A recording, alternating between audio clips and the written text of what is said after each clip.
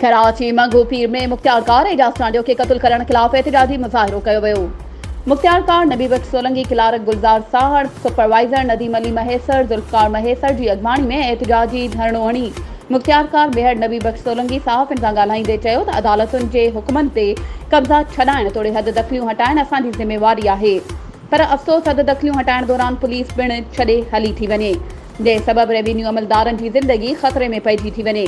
ताज़ो कराची में असांजे मुख्तार कार एजाज टांडियो खे शहीद कयो वियो, उन मौक़े ते पुलिस साथ नथी ॾे। असां मजबूरन रेंजर्स घुराईंदा आहियूं। सिंध हुकूमत खे घुर्जे त असां कंहिं मैजिस्ट्रेट जा अख़्तियार ॾेई रेवेन्यू इदारे खे वधीक मज़बूत कयो वञे। रेवेन्यू अमलदारनि जो चवणु हुयो त जेसीं ताईं कराची में शहीद थियल मुख्तार कार एजाज टांडियो जा क़ातिल गिरफ़्तार नथा थियनि ऐं असिस्टेंट कमिश्नर मुख्तार कार खे मैजिस्ट्रेट जा अख़्तियार नथा मिलनि, तेसीं ताईं असांजो एहतजाज जारी रहंदो।